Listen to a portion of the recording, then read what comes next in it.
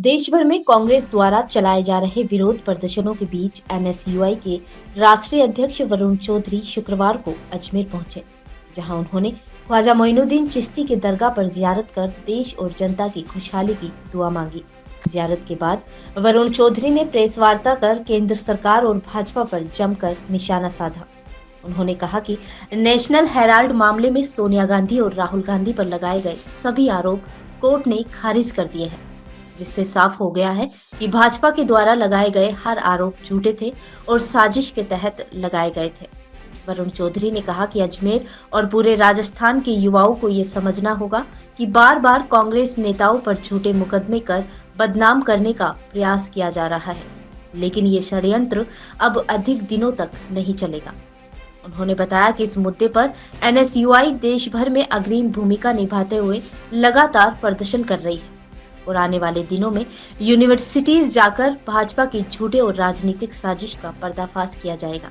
मनरेगा पर बयान देते हुए चौधरी ने केंद्र सरकार पर हमला बोला और कहा कि संसद में मनरेगा स्कीम को खत्म करने की कोशिश साफ दर्शाती है कि भाजपा सरकार गरीबों की विरोधी है। और अंत में उन्होंने कांग्रेस कार्यकर्ता किसी भी साजिश को अब बर्दाश्त नहीं करेंगे, ये बात कही और हर स्तर पर संघर्ष जारी रखने की बात कही। जिस तरीके से नेशनल हेराल्ड अखबार को बदनाम करने की साजिश कई सालों से, जब से बीजेपी सरकार में आई है, चल रही थी, और हम दर्द समझ सकते हैं बीजेपी का कि वही अखबार है नेशनल हेराल्ड जो देश की आज़ादी की लड़ाई में जिस अखबार का योगदान रहा, जब तमाम अंग्रेजी अखबार देश में जो अंग्रेजी हुकूमत थी उसका साथ दे रहे थे, जब नेहरू जी ने यह अखबार शुरू कर इस अखबार में अंग्रेजों की हकीकत साझा करने का काम करा, उस अखबार को बदनाम करने की साजिश राहुल गांधी जी, सोनिया गांधी जी और कांग्रेस पार्टी के तमाम वो नेता जो इस अखबार से जुड़े हुए थे उनको बदनाम करने की साजिश सालों साल चल रहे थे। अब कोर्ट का वर्डिक्ट आने के बाद ये सिद्ध हो गया कि नेशनल हेराल्ड का जो मुकदमा चलाया था वो झूठा मुकदमा था, तमाम कोई प्रूफ नहीं मिले।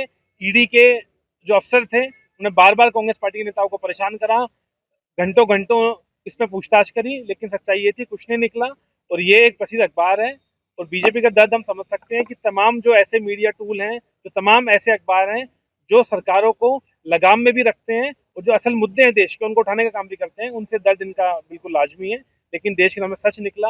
अजमेर के छात्र नौजवानों को, अजमेर के लोगों को, पूरे राजस्थान के लोगों को ये सच पता लगना चाहिए कि बीजेपी बार बार झूठा मुकदमा कर हमारे नेताओं को बदनाम करने की साजिश करती है। हम ये नहीं सहेंगे। इसका उजागर इस वर्डिक्ट कोर्ट के वर्डिक्ट आने के बाद हो गया है। प्रदेश देश और रहेगी पूरे देश प्रदेश में एनएसयूआई की पहले भी अग्रिम भूमिका थी इस मुद्दे पर। हमने तमाम जगह जिलों लेवल तक प्रदर्शन करे। आगे हम एक पर्चा निकाल कर भी यूनिवर्सिटी कॉलेज में जाकर बेनकाब करेंगे किस तरीके से बीजेपी सोशल मीडिया का और तमाम टूल्स का इस्तेमाल कर हमारे नेताओं को बदनाम करने की साजिश करती है और उन तमाम इंस्टीट्यूट्स को बदनाम करती है जिनका इस देश के युवा छात्रों के मुद्दों की आवाज उठाने का काम करते हैं और उन इंस्टीट्यूट्स को बदनाम करने का। देखिए, शिक्षा रोजगार को लेकर आप देख सकते हैं जो देश में हालत है।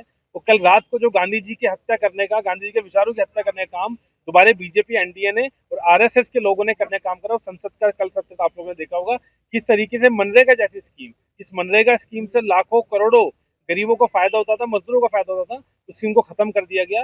ये सरकार गरीबों के विरोध की है, ये सरकार बहुजन विरोधी है। साफ सिद्ध होता है कल के इंसिडेंट के बाद।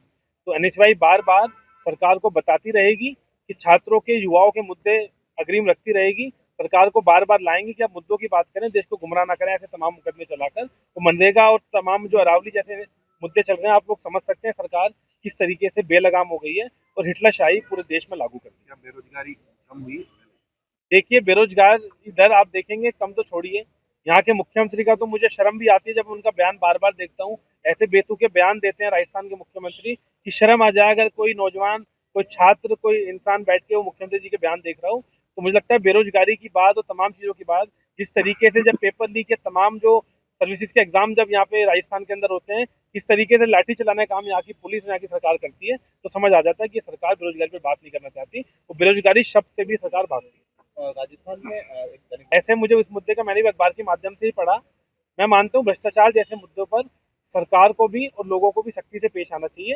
हमेशा कांग्रेस पार्टी करप्शन जैसे मुद्दों पर जनता के साथ खड़ी रही।